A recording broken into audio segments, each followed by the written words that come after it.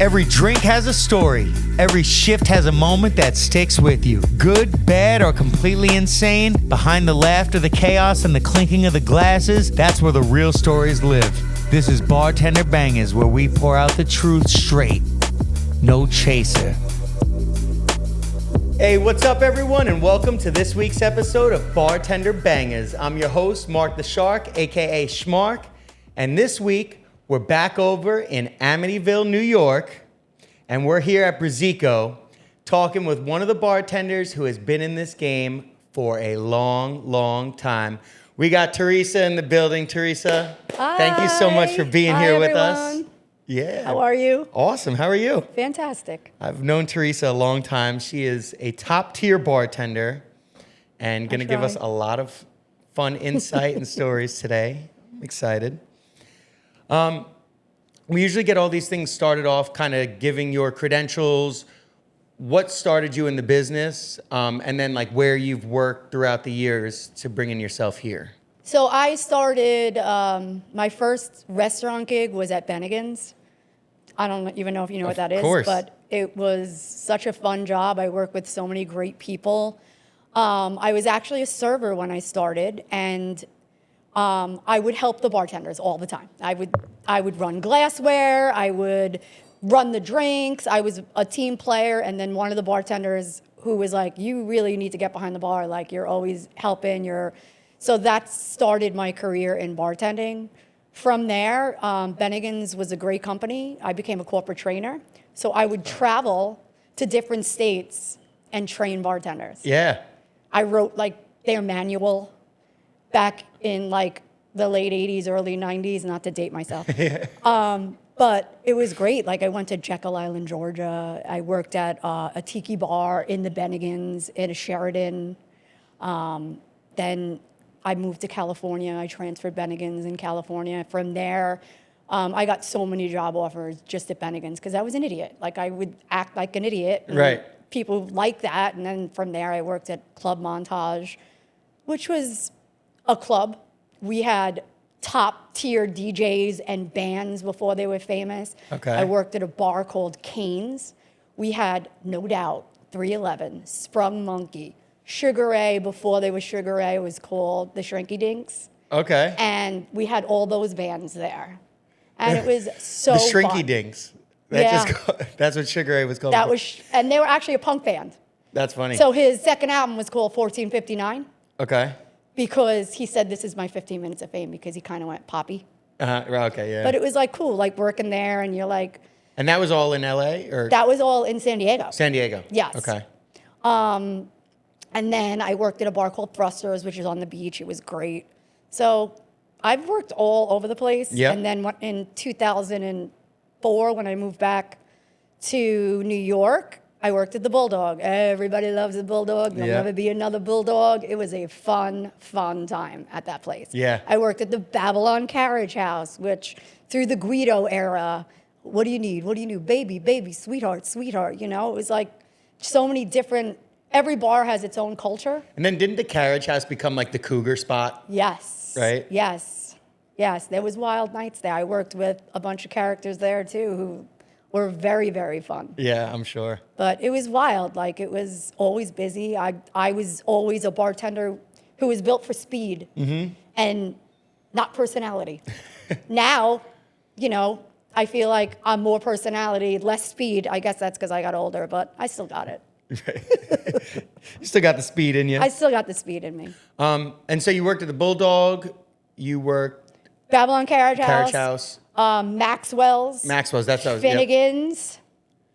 Yeah, so you've really been in all like the big spots around here in Long Island. Yeah. Did you think when you first started in the bartending industry that you would be here this long? No. I thought it was a stepping stone. I thought it was, all right, you know, it's quick money. It's like a paycheck every day almost. Like, people don't realize, like, you going home with money every night. How great is that? Yeah. Like, that's phenomenal. People, you know, have to wait a week, bi-weekly for paychecks, and we're getting paid every night. So Cash. to me, and then you fall in love with it because there's always something to learn. Always. Yeah. Especially now. Now it's like there's a new cocktail coming up every 5 minutes. Oh, you can't keep up. Right. It's right. insane. So it's like, to me, bartending is so fun. Like, it put me through college, got me my doctorate program. Like, it's like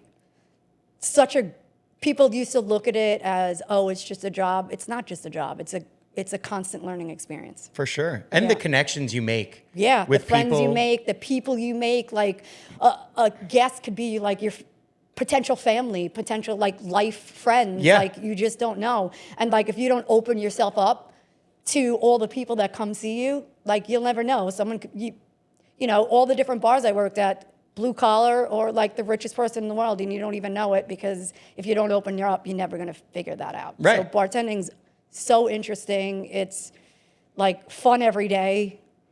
Like, there's never a time where bartending's boring. For sure. It's Frustrating, but never boring. Yeah. Even on a slow day, it's always like something exciting going on, Yep. something you can learn.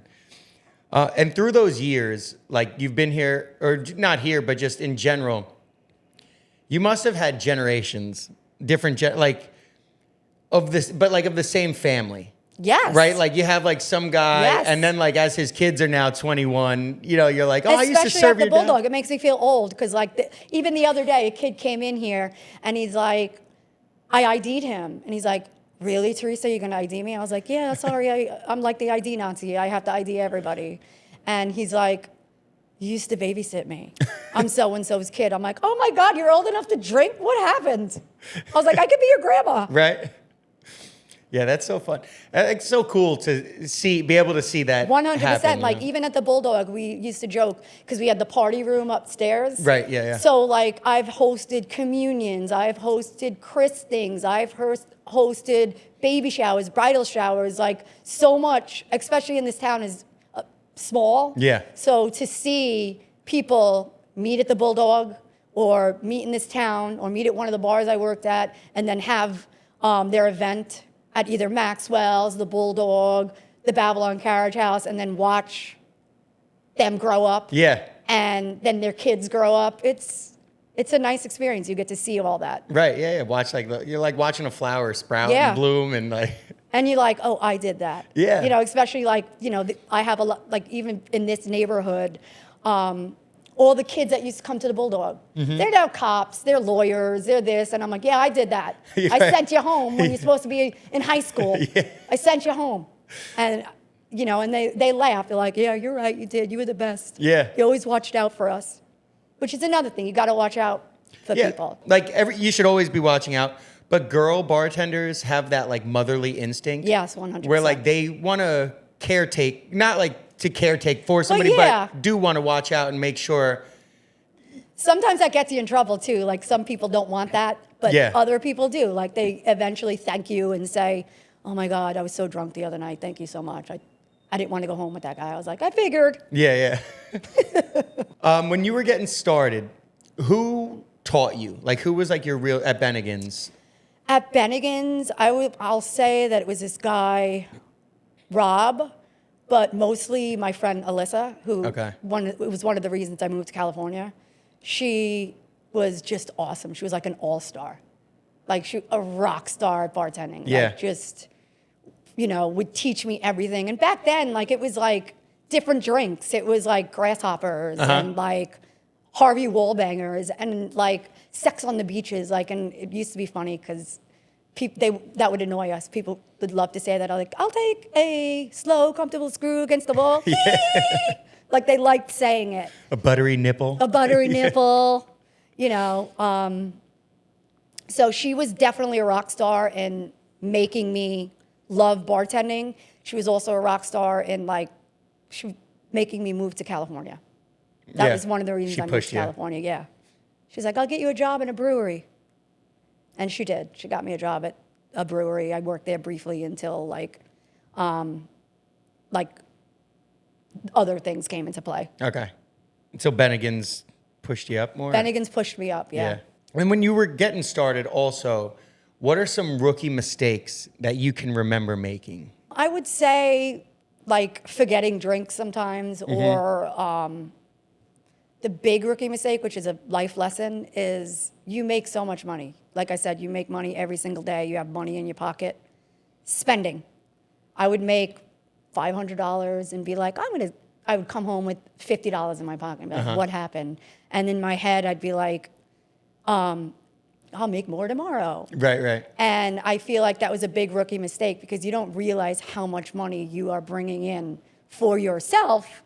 And you think, like, when you get older, I feel like you think back to, like, I should have saved money more, or I should have hid money. So rookie mistake would be that, or like overpouring.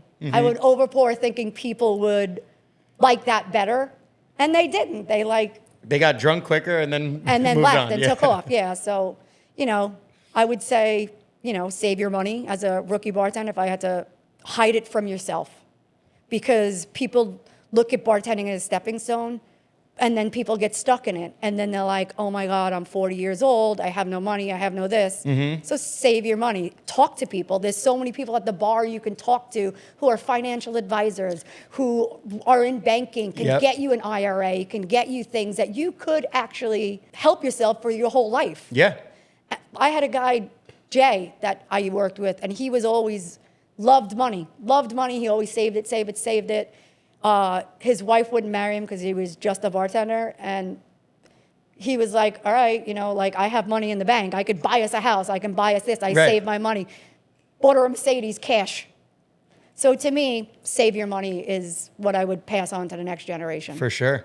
Especially nowadays. That's huge. It's like you take advantage of how much money you're making. Definitely. And like you said earlier, being open to all your regulars and all your customers, because some of them might be a financial advisor. 100%. Like the guy coming in a sweatshirt and a backwards hat, he could be a financial advisor during the day in a suit, and you never know. And lunch shifts are great. People take advantage of lunch shifts so no one wants to work them.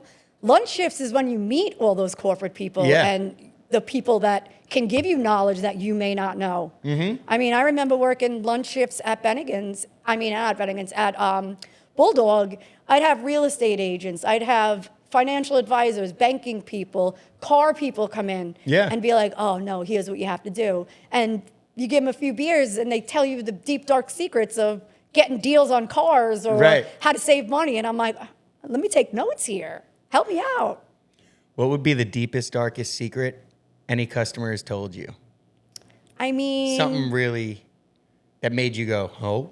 Well, I feel like people make you accessory to their crimes. Like people will walk in and be like, oh yeah, honey, go to the bathroom. And then they'll be like, don't tell my wife that I'm here. Yeah. And I'm like, why did you just put me in this? I didn't know if that was your cousin, your sister. I didn't know who this person was. Now you made me an accessory to the crime. Yeah, now I got to I'm like, and I'm a bad liar. You come in here every Wednesday for Wine Down Wednesday with your wife. Why'd you do that? Yeah. Don't make the bartender an accessory if you don't have to. Exactly. Yeah. And what would you say would be one thing that kept you in this industry this long? The socialization factor. I love to be social. Like you get older, everyone gets busy, everyone has kids, everyone's doing this, everyone's doing that. So the socialization factor. Yeah. I love that, I have a very tough job during the day. So to have bartending just keeps me leveled out. Yeah, for sure. And it's great. Like it keeps you in the know too. Like all the new cocktails, it keeps everything in the know. Yeah. What's something that still makes your shifts enjoyable? Something that makes my shifts enjoyable. The regulars. Yeah. The regulars that come in make my shifts very enjoyable. That would be my answer as well. Yeah. I mean, especially in this town has the best regulars. You could text them and be like, hey, come visit me. And they are here. Yeah. Sometimes I have a bar full of regulars and it makes your shift go by quick. You're shooting this stuff, like you go to people's houses, people offer you things, they bring you food. The regulars are just great for this industry. I'm with you. The regulars make it so much more enjoyable and fun, and especially when you have like good regulars. 100%. It could be a shitty regular, but they still make it, like you said, exciting. 100%. Like it's still something that makes the shift go by quicker. Yeah. Takes and your then, attention. It's like a lifelong friend, too. They'll do anything for you. They will help you clean up. Yep. They'll be like, hey, is this person bothering you? They make sure you're okay. They adore you, and it's like, I love it. The regulars around here, they bring us Christmas gifts, like cards, and it's just great. They're just great people around here. What's the best gift you've ever gotten from a regular? $1,000. Like that wasn't like as a tip. That they just came in That here. was and in wanted an envelope. Yeah. Wow. Merry Christmas, $1,000. Yeah. That's nice. Yeah. That's I was like, I can't take this. They're like, no, Yeah. no, you're They taking put it this. in an envelope for you. They wanted Yeah. it. Yeah. What where was that? Where were you bartending? Bulldog. Oh, nice. Yeah.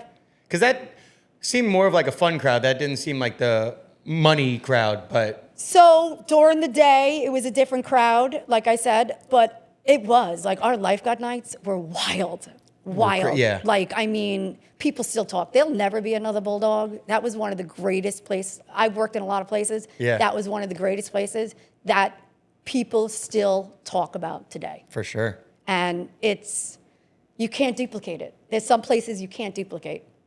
And that's one I of feel them. like people still talk about it as if it's still there. Yeah.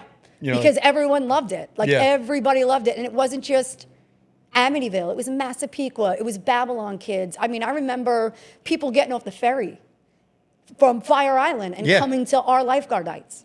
And we were packed. Those were the days. Those were wild days. Yeah. And that's where LBJ got his name. Yeah. It says walking on the bars Oh over God, there. walking on the bar. We used to duct tape him to the bar chairs. He was great. And then where you're at now, Brazico. This is a Brazilian Mexican restaurant, authentic. Everything here is like, I mean, it's one of the places I'm proud to work. The food is phenomenal. The Yeah. drinks are phenomenal. Like they actually care as owners. Mm-hmm. They actually, even the chefs in the back, everyone cares. Right. Like I never worked at a place where it's so like, yeah, you make friends and you're close knit, but this place, everyone genuinely cares. Like the owners will touch every table, and we want to know if you don't like something, you tell us, because we're going to give you something you do like. And I never worked for a place like that. Like that was so customer forward. Yeah. And they really are here. And all of our, when we make our strawberry margaritas or we make our mango margaritas, we use fresh puree. And I was always like, I'm a manager in thinking too. So I'm like, oh my God, the overhead on this is ridiculous. But they don't care. They want it to be fresh. They want it to be authentic. So here the food is phenomenal. And that makes a big difference. 100%. And it makes you want to sell stuff. Definitely. And they're very good in making sure we're knowledgeable, because there's a lot of things. There's a lot of new items on the menu that I don't know, and they want us to say it properly. So, and it's like, you want, especially people now, they want to know that you know. For sure. They have Google at their fingertips, and they want to know that you know what you're talking about. Yeah. And you've been in this game for so long. What are some differences from when you started till now? There's a million of them. There's a million. Yeah. I would say this industry has moved from a fast-paced environment, like where it was like simple drinks, rum and cokes, vodka sodas, martinis, a beer and a shot, to people want an experience now. They want like a craft cocktail. They want the bubble on top of the martini. Yeah. They want the smoked old fashioned. They want to see a show. Yeah. So I feel like that's one of the things that's changed. And also, people aren't as social anymore. Like, I feel like I'm nagging people sometimes. They want to sit on their phone. They want to sit on their phone. So I feel like I'm bothering people, like especially new people. Like I'm told, oh, it's your first time here. I'm trying to talk to you, but you've got your ear pods in and you're not even engaging me, and I don't know what to do. Yeah. Because I'm like, I'm supposed to talk to you. Like, talk to me. Right. 20 years ago, you didn't have the phone with the music on it. You weren't, right. You were sitting there and like, engaging. People would be like all over you, like, hi. So what's good here? What's this? And now like nobody's talking to me. I'm like, can you talk to me? Yeah. Get off the phone. What do you think, like social media has brought into the industry? Because that's a big thing that's different from when you started till now. 100%. So social media can be a good thing or a bad thing. Social media can blow you up or destroy you. Yeah. So it's a wishy-washy thing. Like someone will look at your face and be like, I don't like her face. And how does she work there? Who puts her behind a bar? So it's like, it's tricky. But it also, you could make a cocktail go viral in seconds. Yep. And, you know, that's what happens. And it's like people will come to you and be like, can you make this? And they'll put their phone in your face, like, make this. And I'm like, hold on, okay, let me see what I got. Right. You know, so it's like that, it's a blessing and a curse, let's say. For sure it is. And is there anything you miss from the bartending culture in the past? Sometimes I miss the club culture. Yeah. Like just the, what do you need? What do you need? What do you need? What do you need? What do you need? What do you need? What do you need? I miss that. Like, Yeah. I feel like there's no clubs anymore. There's no designated dance floors, you know, and it's like sad to me. Like, yeah, you have those nights, but I miss that whole culture. I miss the nightlife. Yeah. Like being out till like 3 a.m. and like dancing and sweating and getting drinks, or like even bartending that. Bartending that was phenomenal. By the time you're home, you're sore, you're tired, but you got full pockets and you just had the greatest night of your life. And I feel like now, like, people bar hop instead of like stay at a place. Yep. So like you used to be able to make a ton of money because it was just packed the whole night. Now it's like everything comes in waves. Yeah. Make a good little wave of money, and then it's like everybody's gone. But then an hour later, it could be packed again. But also, no one runs tabs anymore. No one runs a tab anymore. I remember back in the day, you get like 20 guys walk in. They all put $20 on the bar. Mm-hmm. And would just, here, take it. These kids are so afraid to run tabs. Like, it's like, I'm running your credit card 37 times. Yeah. Like, just leave it open. No, I don't want to leave it open. I'll forget it. I'll forget That's what everybody says. Well, that's a you problem. Right. Like, just run a tab. Like, if you forget it, you know where you left it. Pick it up in the morning. It's cancel it and order another one. It's free. I miss that too. I miss like cash is king. Yeah. Cash is king. Now everything went credit cards and like Apple Pay. This, here you go. And it's time consuming sometimes when, you know, someone will order, I'll take 3 Heinekens and 4 shots, put 1 Heineken on this card, put the 2 shots on this card, and you're like, bro. And then the more cards, I don't know about your computer system here, but throughout the day, as I'm running them, the system starts to slow down a little bit. Slow down, yeah, because they have all this thing in its memory, and it's... So now it's taking me even longer to run your card when I could be serving this person. Right. And like, the person who's closing out their card every time wants the fast service. Right. But you're the kind of person that's slowing down my service, right? Like it's... Right. It's really hard to kind of figure that out. It's like it's a balance, you know? And do you think bartenders today have it harder, easier, or the same, just different? I would say the same, just different. Yeah. Like, I feel like, I mean, granted, back in the day, cash was king. You made a lot more money and it was lucrative and less on the taxes. But I feel like now there's more money on the books. Mm-hmm. It's easier for you to get a loan. But at the same time, like, I like that private, that was the whole shoebox point of, money. Yeah, that was the whole point of bartending. Yeah. The under the mattress money. Under the mattress money. And getting into drinks a little bit, what would be the weirdest drink that somebody's ever ordered from you? Weirdest drink? I'm going to say Cabernet, triple sec, and Red Bull. Well, this girl drinks it like water. Oh, she gets it like often? Yeah. Loves it. Cabernet, triple sec, and Red Bull? Mm-hmm. Over ice. Have you ever tried it? Yes. I don't. It's like heartburn in a glass to me. It doesn't sound good. But she likes it. That's just what she drinks. She loves it. Yeah, and loves she it. Gets it here? She gets it here. Well, cheers to you, little lady. I'm gonna have to try that. That's like, it just intrigued me. Like, what does that taste like? Well, I mean, it's the same thing I was talking about before, like with the owner. He makes up some drinks, and I'm like, you're gross. Yeah. You're like, you're gross. And then he's like, just try it. Just try it. And I'm like, all right, it's good. What was the one you were saying before? It was... He like makes like this mezcal, Fernet Branca, yeah. Aperol, lime juice, and club soda. And it's actually really good. Like, I was like shocked, but... That sounds horrible, but again, another thing I'm intrigued to try. Yeah, and I used to give people Fernet. I don't know how that got popular, but I used to give people like that I hated. I'd be like, yeah. Oh my God, this person's so annoying. And I would give them Fernet if they ordered Jaeger. I'd be like, here you go, here's a free shot.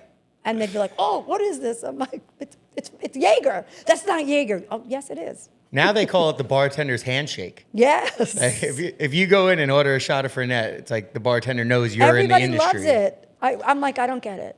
I'm fine to drink it, but I would not order it for myself. No, you know, like I'm not fine. Somebody orders a round and of I shots. get it. It's a helps you digest. People like it. I don't know, but. The bartender's drinking it. I don't think that they ate that whole day. So they don't need to digest. They just it's hot. It's a hot thing. What about a drink that somebody comes in and orders and that says to you they're going to be trouble right off the bat? Trouble? Like that's going to be a customer that causes I don't know issues. about trouble, but even just an annoying customer. Just so we have. Well, not here, but there used to be this lady that would come, not here, but she would order, she would just complain about everything. All she wanted was like a spicy drink. I was like, okay, I said, what do you want me to use? She's like, I don't know, tequila. And I was like, okay, so I would make her a spicy drink. And she's like, I don't want lime juice in it. I don't want this in it. I don't want that. So I would just use regular tequila, like the spicy tequila and agave, and just shake it up. And she'd be like, no, it's not what I want. It's not spicy enough. I'm like, this thing is burning my lips off. I tried it. It's burning my lips off. And, you know, it's like you get that one customer that just never knows. They're just never satisfied. Yeah. You could make them exactly what they asked for, and it's still They came in not looking for good that enough. issue. Yeah. Yeah. They just want to, like, badmouth someplace. But is there like one drink that like if somebody comes in and orders a Bloody Mary after 10 p.m., you know, like that person's going to be trouble? Or I would say, okay, during football season, what used to annoy me was, you know, everyone's drinking beer or they're having wings or like they're drinking like vodka sodas or dumb stuff to last the whole day. Simple Football stuff, Sunday is a long day. And I had this one guy who would come in and be like, can I have a white Zinfandel? And then he'd be like a problem. Like he'd be 3 in and then he's bothering everybody. Oh, yeah. I'm like, it's always the guy drinking the white Zinfandel on a football Sunday. That's a good answer. The guy on a football Sunday drinking the white Zinfandel is going to be trouble. He's trouble. Where's your man card? I'm going to get in trouble for that. I know it. Yeah. Someone's going to say, I love wine. How about a drink that somebody can come in order that as a bartender you respect? You're like, that person Since I've been working here, I'm going to say someone who orders a mezcal. Like a high-end mezcal. Yeah. Like a shot or in a drink? Neat, yeah. I'm like, this guy knows what he's talking about. And then, you know, you get them talking, and they're like, oh, yeah, I started liking mezcals when I went to Mexico and learned about this and learned about that. And I'm like, that's phenomenal, you know, like, and they tell you things. Yeah. And then you get to talking to them, and, like, they'll bring a bottle in for you. And I love that. I'm like, you know, I would have never tried this if it wasn't for you. So, you know, that's a drink where I'm like, I want to be friends with that person. Yeah. I want to hang out with you. Take me to Mexico with you next time. You hate mezcal, but you respect the person that drinks it. I respect the person that drinks it because you have to have like a refined palate, I would say, for that. That's a respectable answer. Yeah. Because, you know, you hating something but respecting it. Yeah. Any funny regular habits that regulars do? Funny regular habits. I don't know. Regular nicknames. Oh, well, nicknames. The Bulldog. We had the best nicknames for people. You know, now you got to like change everything because like people get insulted. People actually check the check for that. Yeah. That, you know, ever since I think it was that Hooters that they wrote something. It's happened to me in the past. And like now they check the check for that. But like we used to have this woman, I used to call her parking lot Peggy because she was always in the parking lot doing something she shouldn't be. Parking lot Peggy. Parking lot Peggy. I love that. What would be some customer pet peeves that people do all the time? Peeves.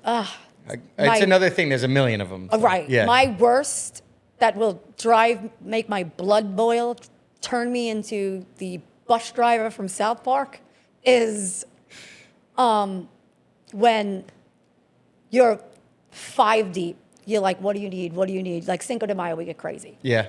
And you're like, what do you need? What do you need? What do you need? What do you need?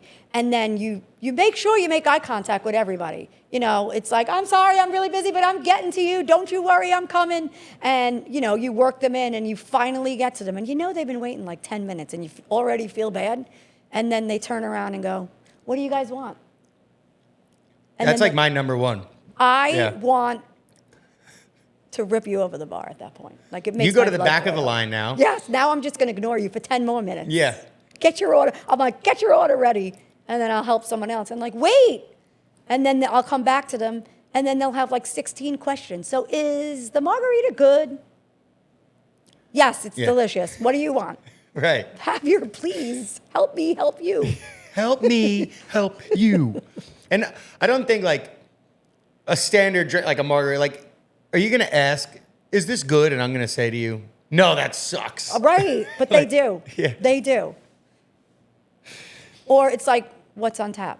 And it's right in front of you. Mm-hmm. That drives me crazy too. I'm like, did we not learn how to read today? Right. But how about people like waving money? Does that bother you? Or? I like to help those people because I know they're going to be a fast cash transaction.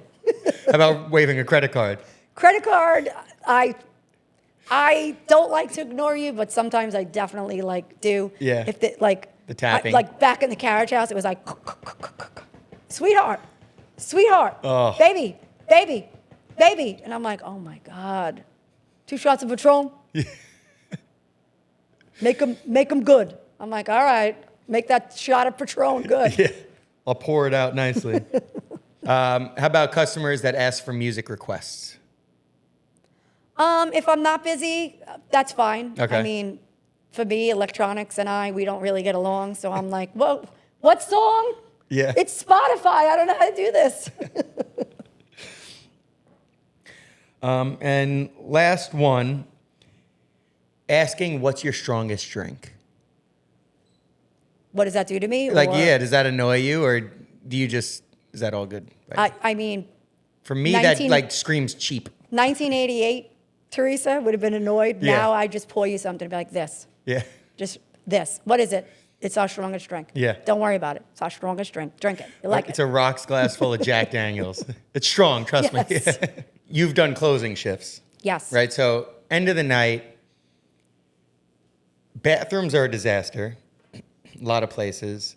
Any bathroom disasters throughout the years that stick out to you? The Bulldog. We used to have epic white trash party. Like we used to have lifeguard nights, and I did this white trash party. I was going around all day looking for stuff. Like I was getting a old school clothesline. Remember the old school Oh, yeah. clothesliners from the outside? Yep. I had that. I went and got clothes from the thrift store, hanging stuff around, trying to find I had hay. I had everything, you know, and everyone there like partook. They all got dressed up. Like they loved the theme nights. Like absolutely loved it. And I loved it. It made me want to like go out and make the place look great.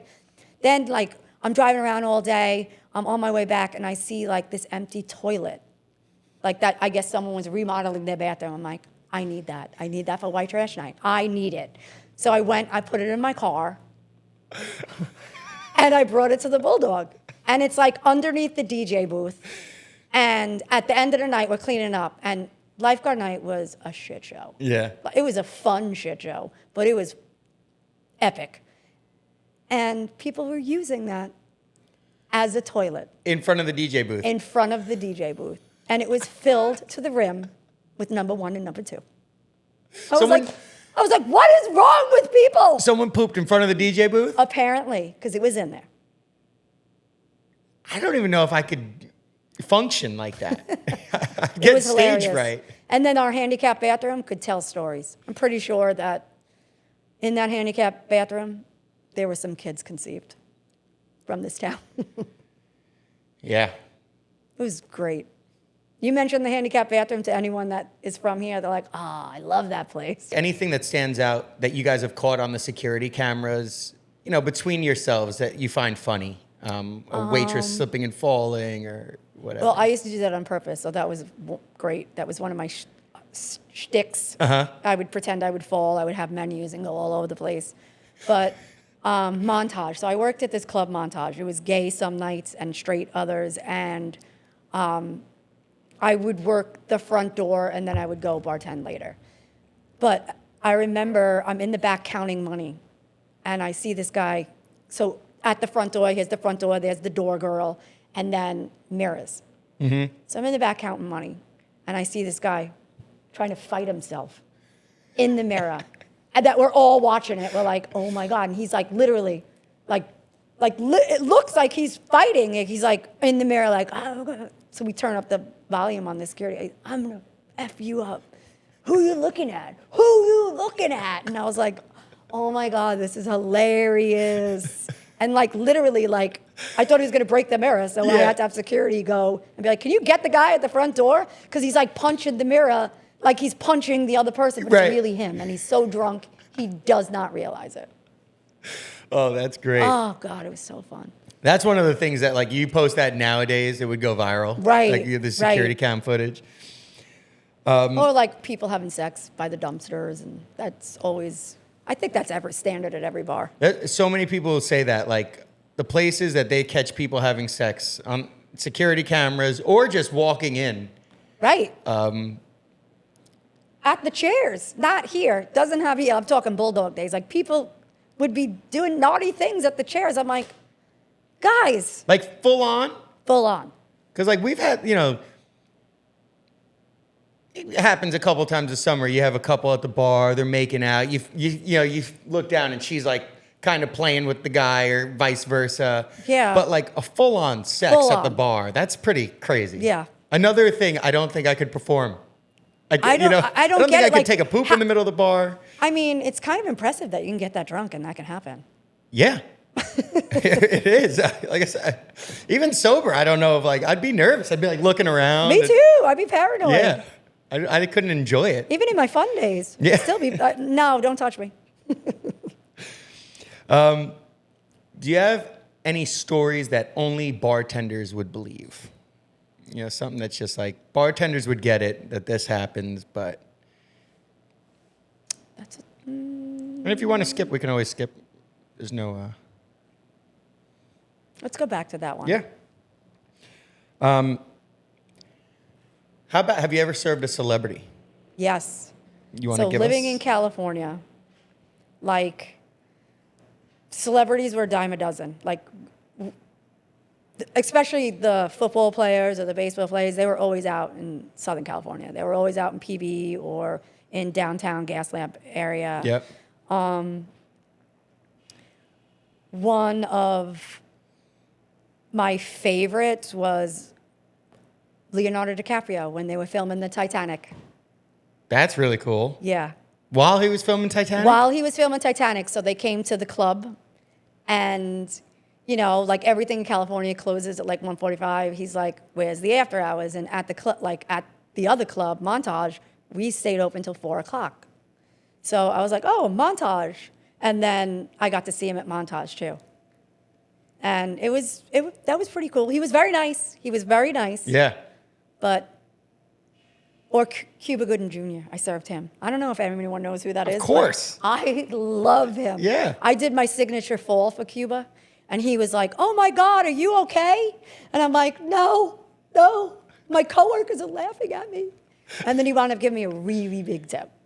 Oh, that's really nice to big hear. tip because he felt bad because I fell. Meanwhile, you faked it. And it was fake. Yeah. I was like, "Thank you." She faked that tip out of you, Cuba. Oh, that's really cool. Anybody else throughout the years? One of my favorites, and he became a favorite, was Junior Seau.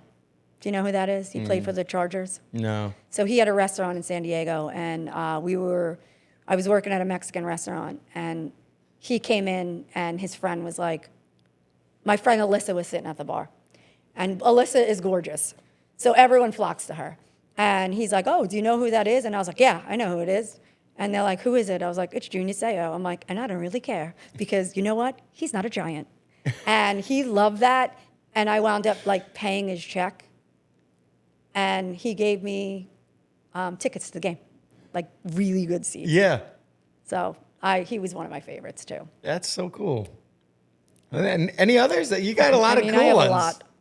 Leo, It was Cuba. It was cool, like working at Cane's too. Like I said, 311, Sprung Monkey, lit. Like, Yeah. I'm sleeping with my clothes on. Right. Like, we used to hang out with them in Mission Beach at the Beachcomber. Like, it was just so, they were all over the place. And you didn't act like, oh my God, that's Mark McGrath. Oh my God, Right. that's AJ Popoff. You just were like, what's up? And the Beachcomber's still there, right? Yes. That's like a spot. Like That's a spot, yeah. Because my sister went to college. She still lives in San Diego. So whenever we go to visit, I know that's like right on the boardwalk, right? Right, yeah. There's so many like new spots too there. Like, I love it. Yeah, I don't know like what's new and what's not, but I know the Beachcomber whenever we... Beachcomber's been there forever. Yeah. So Beachcomber was right here, and Cane's was actually on the boardwalk. Okay. Now it's like the Wave House, but so Maybe that's what I'm thinking They about. actually have a pool in there. So that used to be Cane's. And it's a big breakfast place? No, the breakfast place down the block. From the Wave House? What? Yes. Okay. Yes. So maybe that's what I'm thinking of, yeah. Orange Building. Yeah. Yep. Yep. It's called the Mission. And that's all like out, like seating Yes. outside. Yes. Yep. Hey, all the cool spots. I know. I had a good life when I was younger. Now I'm an old lady. What would be the biggest tip you've ever gotten?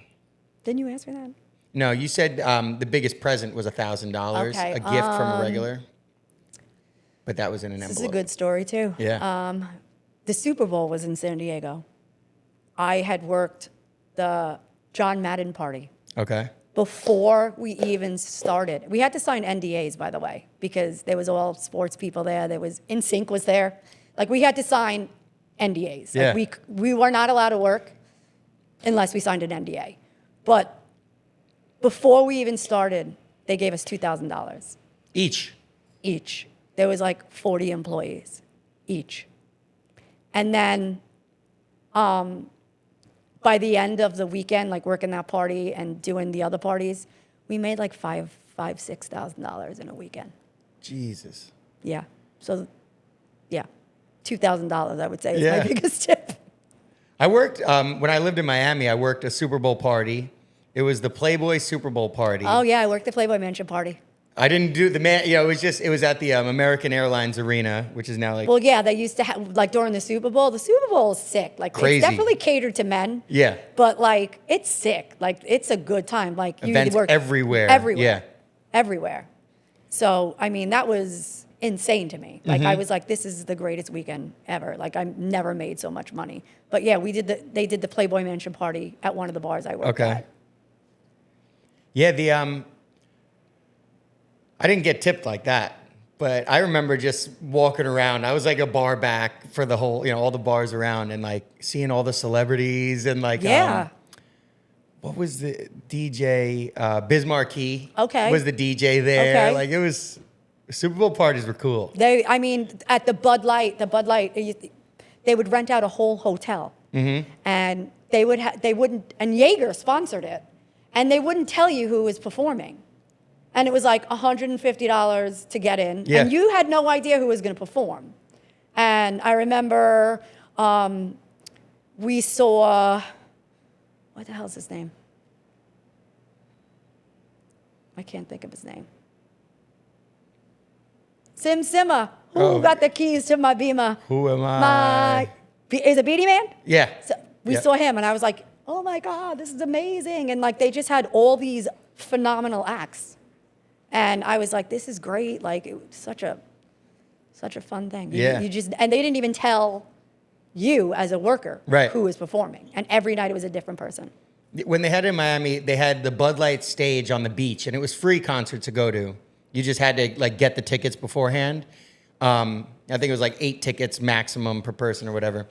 But they had Rihanna and Justin Bieber. Wow. A free concert. Yeah, no, this was not free. Hey, but even $150 for like a Right. personal Beanie Man concert, Right. that's sick. Like, Yeah. Especially then, Right. too. Like he was, big. yeah, really big. How do you feel about significant others visiting the bartender when they're working? I mean, when I was younger, I probably was like, oh God, like you're young, you don't know, you're not secure in any relationship, and you're Right. like, oh God, oh, what is he doing? Where is he? Where is he? And it could be a distraction. But now that I'm older, I feel like if you're secure in your relationship, why not? That's an extra added protection for you. And, you know, it's like, as long as they're not distracting you, it has its, you know, positivity and has its negativity, but you have to be secure in your relationship. Yeah. Here, I love when my boyfriend comes to visit. Like, love it. Yeah. Like, other places, I loved when he came to visit. Maxwell's, the Babylon Carriage House, I loved when he visited. When I was younger, definitely didn't look at it as like a positive thing. You know, like, you know, girls are girls and boys are boys, and, you know, the lights are going, everyone's drinking, you never know what's going to happen. But if you're secure in your relationship, I think it's go for it. Like, I'm with you. Yeah. Yeah. It's the bad relationships that really like. Right.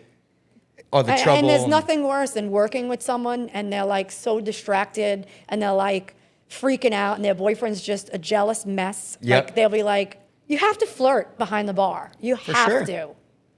And like, the boyfriend will like always gets in a fight. There's nothing worse than that. Like, ruins everyone's night. Yeah. And but I feel like if you have a really secure relationship and you're solid, then it shouldn't be an issue. Yeah. You should want to see them. If you don't want to see them, then maybe look at yourself and break up, possibly. Maybe the relationship's not that good. Right. Yeah, I'm with you. The jealous ones, it's a problem. Yeah. And even if it's not, if they're too in love, if it's like a new relationship, right, where like you just keep, hey, and like you want to go chat with them, it's like, all right, you got to focus on work. Yeah. You know, even on the other side of that. If you, actually, we'll go into couples. Like, is this a big date spot? A lot of. Sometimes, yeah. Everyone likes the coves. Yeah. So it is a date spot, but it's more regular. Okay. It's more regulars, but you know, I get awkward around like people dating. Like, it's like, because they're like the people on the phones. You don't want to bother them because they're trying to get to know each other, but you don't want to ignore them either. Yeah. And like, if they're at a table, okay, but if they're at the bar and you're in their face, you're hearing everything they're saying. Sometimes you're cringing, like, oh my God, I can't believe she ripped out a list of like a questionnaire on the first date. Like, I feel awkward. I'm like, hey, do you need Let me go give them some advice. Do you need something? You ever see a couple fight at the bar? I mean, I'm sure you've seen it, but. Yes. Not here so much, but like definitely, like, there's nothing worse than, you know, that couple that has the public breakup and it's like a big scene in the middle of the bar. They're in they get there, one drink in, they're like, what do you want to eat? Oh, you want to share something? Da, da, da. And then cut to 5 drinks later and it's like, what? I told you I was doing this. And then it's just this big fight and they publicly break up and he storms out and she's left at the bar crying. And you're like, God, why can't it be busy? Yeah. Now I got to deal with this. Well, what about when they stay at the bar and they just continue to fight? I'd rather him storm out than like when they sit there for 2 or 3 hours and they just keep going. You're like, I mean, I feel like someone always storms out, like eventually. Yeah. So when they're like yelling at each other, I'm like, hey guys, like, calm it down a little bit. But you'll go say something? Yeah. Yes. I get a little nervous. Like, if it gets really bad. I get nervous too, because it's like now you're in the middle of this, but it's like, hey, you know, you can either escalate or de-escalate the situation by telling them. But, you know, one time you get that wrong person, you're like, mind your effing business. And it's like, I'm sorry, everyone's That's what I get nervous of, yeah.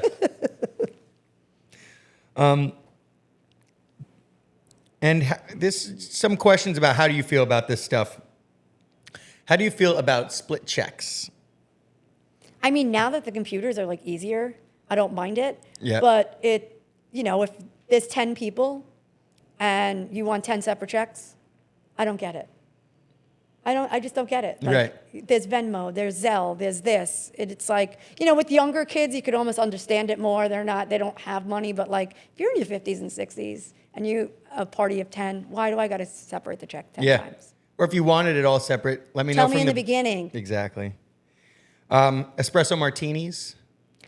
See, I like espresso martinis, so I don't mind making them.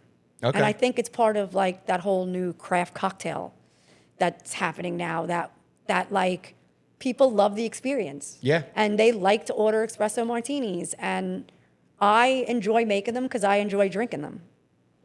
There you go. I enjoy drinking them. I don't enjoy making them. It's not bad. I mean, like, we use like the hot espresso.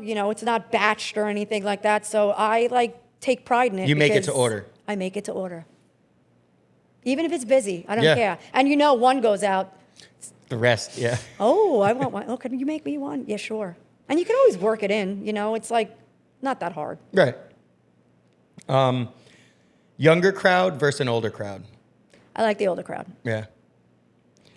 The person that says, I'm a bartender, or like, I used to bartend too. Like, That's great. yeah. Thank you. Yeah. Thanks for the info. Yeah. Yeah. I don't give a shit. Thank you for that volunteering of the information. Who tips better, men or women? Men. 100%.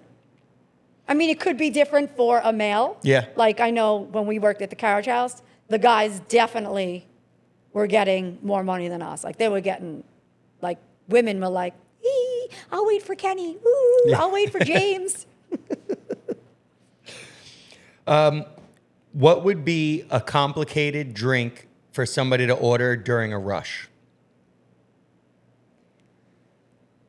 I think, Or like an annoying drink that you're like, really? I can't say an annoying drink, but I would say like 5 different margaritas. Mm-hmm. Like, it's like, I'll take a strawberry one, I'll take a mango one, I'll take the tropical passion fruit cappuccino. It like you get in the weeds a little bit, but Yeah. it's a good weed, I guess. Back in the day, I guess I would be a little bit more angry, but Right. now it's like, this restaurant's small, so nothing is really like annoying. Right. But there's some of those cocktails, like a gin fizz, where Yeah. you're like, it's going to take you 5 minutes no matter how quick of a Right. bartender you are, But no one orders that type of stuff anymore. Right. Like I feel like now it's like, oh, they looking at your menu, they're looking, and everything's not as quick as it used to be. Right. So I feel like you just have to get your headspace in, like, all right, well, Give me an old school drink that you think deserves a comeback. Mind eraser. Mind race. Oh, yeah. Mind erasers need Love to come those. back. Or Dr. Pepper shots. I actually, when I'm at Flynn's, that's what I drink as a drink. Well, some people don't know how to make them anymore. I'm like, no, please, I love mind erasers. I'll just take the, I'll take a Bud Light and add amaretto in it. Yeah, That's just what I drink. It's so good. And what about drink trends that need to go? Drink trends that need to go. I would say I would like to see the whole, like, the bubbles on the martini, or like everyone wants a show. Yeah. Everyone wants that, like, oh my God, look at my drink. It's smoking. Yeah. Like, okay. Can't we just go back and, like, they're pretty, they're Right. aesthetically pleasing, but A, it takes a while to make, and B, you can't have 7 of those. Yeah. Like the good old vodka soda or the good old tequila and Right. soda. Like, I would like that drink trend to go. And I feel like it's just getting bigger. Yeah, it's not going, it's on the grow, not the go. Yes. Is there any skills that you would say bartending has given you outside of bartending? Many. Yeah. I mean, I think that everyone should have to work in a restaurant because it provides you with so many skills, like, especially for the corporate world. You know how to multitask. Mm-hmm. You know how to get things done quickly. You, like, can add, subtract, and do so many different things that, like, you wouldn't have gotten in a restaurant. Like, and you have so much more knowledge because there's so many different types of people that come into your establishment that you have to remain calm and keep your temperament about. And it's the same thing in the corporate world. You work with that person that just annoys you, and you work with that person that just is a know-it-all, and it teaches you, to be level-headed. Yeah. And not, like, explode. Right. So it teaches you patience, I would say. Toughness, patience, awareness, all that. Like, yeah. And then going into a little rapid fire section. Oh, boy. Yep. Can't go wrong. Margaritas or caipirinhas? Margaritas. Best cocktail here? Kind of asked you that, but. Yeah, I would say The pineapple coconut margarita. Okay.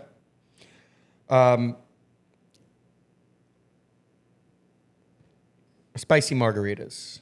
Love them. My favorite. Strong, like I want it strong versus I want it sweet crowd. Who would you rather deal with?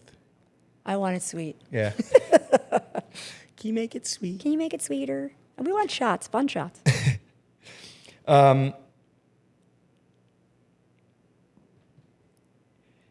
Dinner rush versus later drink crowds.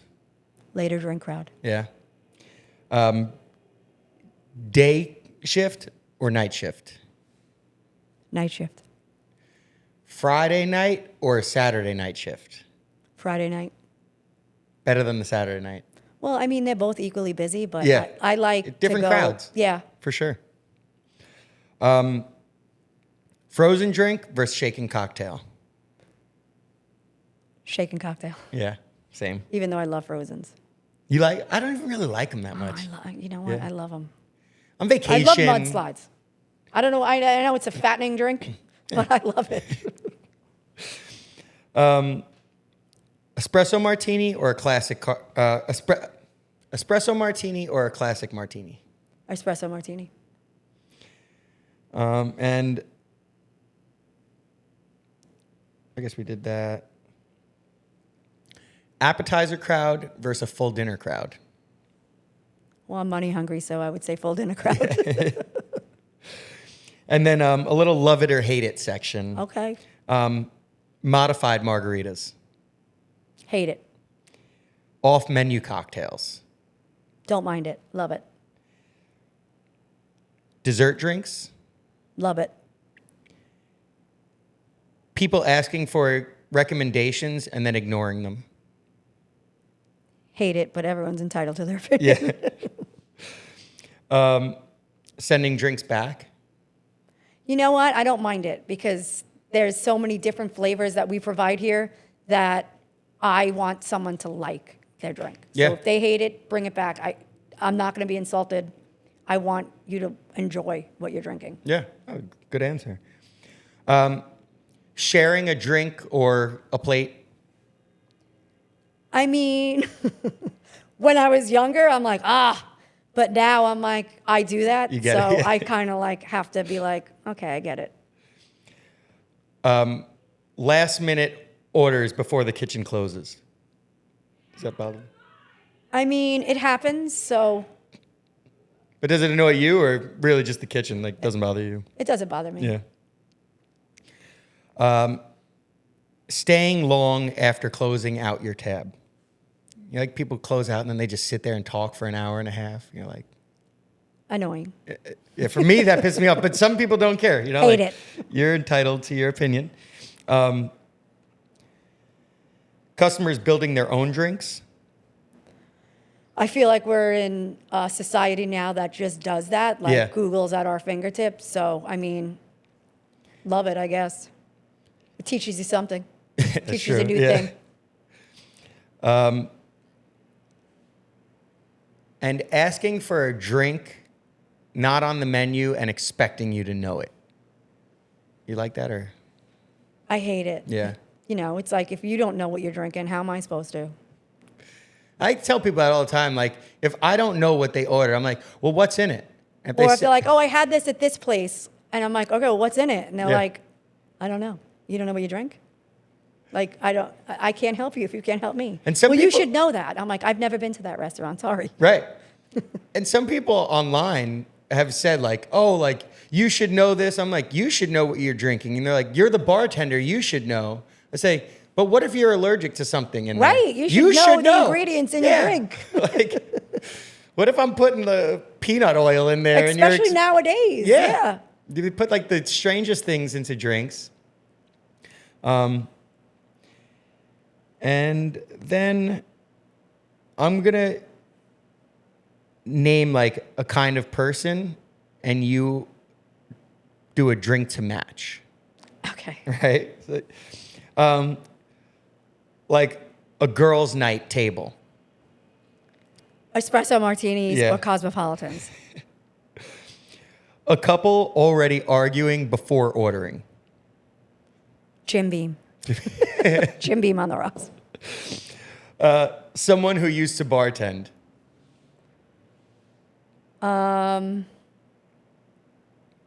Someone who used to bartend.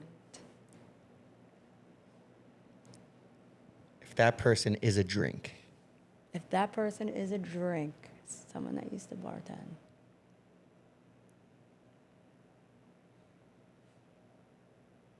A Budweiser. Budweiser, yeah. Bud. Someone Bud trying heavy. to impress their date. They'll order like Clase Azul. Okay, yeah, like a really nice. Well, it's not a really nice tequila. It's just Yeah. good marketing. But yeah, they'll be Well, like, that's yeah, true, give me yeah. the Clase Azul. An easy customer.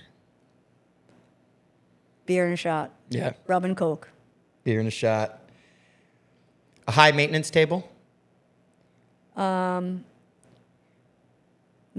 the whole menu. Yeah. Extra everything on the side. Modifying the whole drink menu. Like, Yeah. I will take a skitty margarita with no agave, no lime juice, no triple sec. I'm like, okay, so you just want tequila? Yes. Someone who tips well. Pinot Noir. Peanut, yeah. Yeah. These are really good answers. You can't be wrong. So,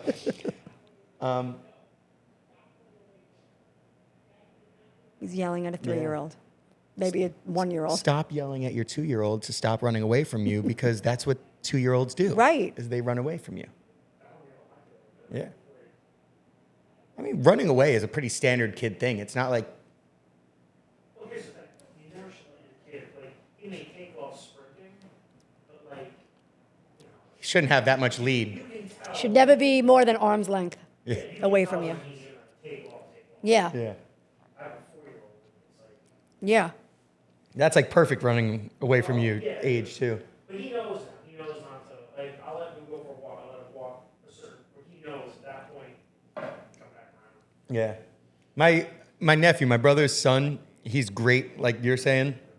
My niece, he has a twin sister. She is like, I'll be like, Lily, get back here. She'll look at you, kind of just smile and just take off. Yeah. She does. They give you the look, like, Yeah. I'm going to do it. Yeah. I'm going to do it.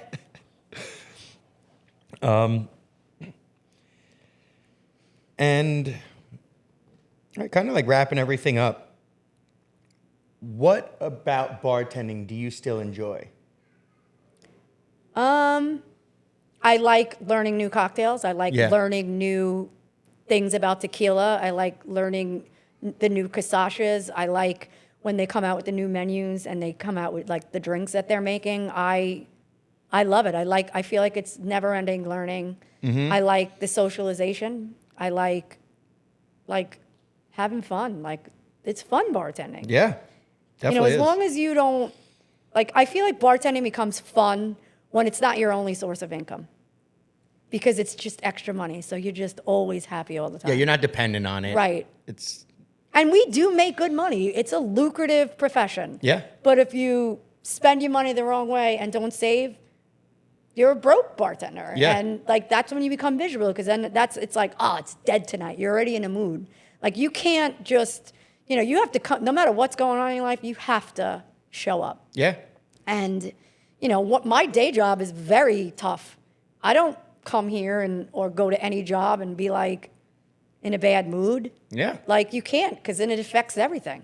It affects your tips. It affects the customers wanting to come back and see you. Right. It affects the business. Yeah. Right. So, and I don't want that. Like, especially, I love these owners. Like, I would never want to do anything to hinder their establishment. Right. But at the same time, like, it's such a, I feel like you like it more and it's less stressful when you're not like, I need to make $500 tonight. Right. And then it's dead. Yeah. It's like you're just in a mood.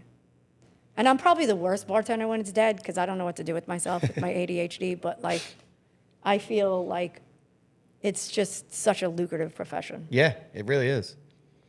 And what's one bar rule that you would make into a law?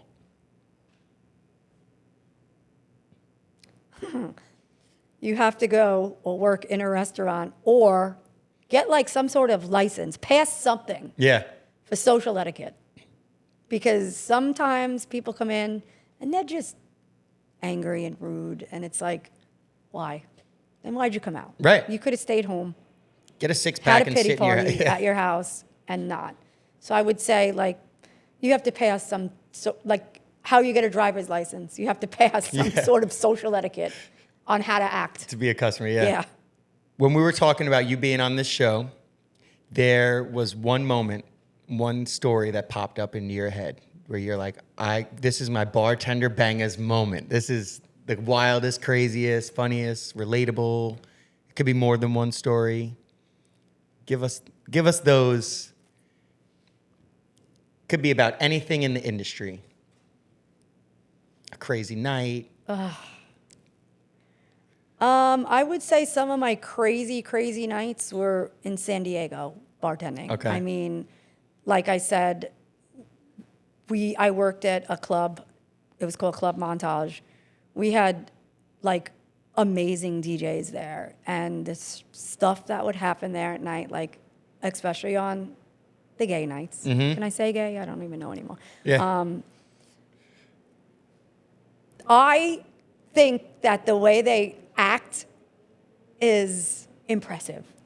And like when you go to a bar and you watch people interact, like especially back in the day, like when you're single and people just come up to you, straight clubs, everyone's nervous. Yeah. Unless you grew up in the Guido area where everyone's like, baby, sweet, you know. But like at the gay clubs, like they used to have these nuts and bolts parties, or like everyone thinks Diddy started the white party. It started in the gay population. Like, they would walk up to each other and be like, want to go bang? No? Okay. Want to go bang? And like the confidence on them, I'm like, oh my God, I can't even take a drink from someone. You're over here like right there. So to me, I think that that's kind of one of the craziest, like some of the craziest nights I've ever had is at gay clubs. Yeah. Working at gay clubs. Gay guys know how to party hard. 100%. Yeah. Yeah. Any like story that pops out at you though? I don't want to say. An appropriate one, you know, like you don't have to pick the worst one, but maybe even a fight, or you saw something that's going to make people's jaw go, huh? So at the Bulldog, one night, we used to have this guy called Gags. He would come in, and he was a character in itself, like phenomenal. And you know who Ryan LaFleur is? Of course. He decided to pick a fight with Ryan LaFleur. And they literally were fighting so hard in the parking lot that like Gags like body slammed him, and like I don't think LaFleur was going as hard because He probably would get, there's probably some legality to him. Right, but going it was hard, one too. of the craziest fights I ever saw, and I was like very nervous that something bad was going to happen. So that's probably one of the craziest stories. I was like, all I'm thinking is like, oh my God, he's going to crack his head open. There's going to be brains all over the parking lot. Like, they're both bleeding all over the place. I'm like, please stop. Yeah. And like my bouncers are like trying to break it up, and they couldn't because they're like all over each other. Right. And it was, I would say memorable, but it was one of the most scary. I was going to say, it's like a scary time. Made it memorable. Yeah. Oh, thank God they didn't get really, really hurt, you know, a little bleeding, whatever. Yeah, but it was wild. Nobody had to leave in an ambulance. No. Good, yeah. And any other story? Yeah. There was one night we were at, it's not a bartending story, but it was one of From the industry. Epic nights. Yeah. We were out in LA. We went to this party, and then this guy invites us to after hours. So we were like, yeah, sure. So we wind up in West Hollywood somewhere, like in the hills, at some mansion. I couldn't tell you where it was to save my life. And we walk through the mansion, go in the backyard. They pick up the grass, like it was like a Bilco door, grass. And we going down, and I'm like, I'm like hammered. I'm like, where the hell are we going? Like, what? It's like a basement lair. Are we crazy? Yeah. We go through one set of doors, another set of doors, and then they open this door, and it's a full-on nightclub down there, underneath the grass. Like in the backyard of this DJs, house. Lights going, like hundreds of people Or already there. are already there. How did they know about this? It was like you had to be invited. Yeah. Like I was like, I don't even know hundreds of people to invite. I was like, where are we? And like, I look back now, I'm like, how am I not dead? I just trusted anybody and went everywhere. Right. So that was another memorable thing. I wasn't Yeah. bartending, but it was Yeah, still but like an experience you get from bartending. crazy night. Yeah. Yeah. Yeah, those are the regulars you meet. You kind of Yeah. make those connections and you have those funny experiences. Yeah. Bartending can really bring you in a million different ways. 100%. It's so fun. Yeah. It was wild. It was so wild. I was like, is this real? Like, like, you know, when you're so wasted and you just can't believe like Yeah.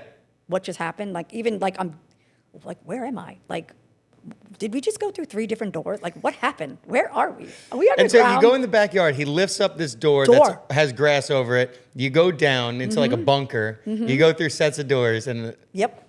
yeah, we got to find that place. I'm telling you, it was. I'm going to say it was like 1999. 99. Now imagine what it all redone. Yeah, it's so crazy. Any other stories you want to get out, you know, that you thought, hey, I want to tell on this podcast or? I don't know. No? I feel like I've been talking a lot. No, I feel like you're, sound you're dumb. the guest. You're supposed to. You're perfect. No, thank you so much. No, This has been thank such a you. great Thank episode. you. This is a lot of fun insight. People are definitely going to enjoy I hope your fun so. I don't like to be stories. boring, but I'm trying to be like. You're not boring at all. No, like, well-spoken. PC and- yeah. Oh. And people will appreciate that. Your customers will see, hey, she's not giving up all the info. So Right. makes them more comfortable Yeah. with you.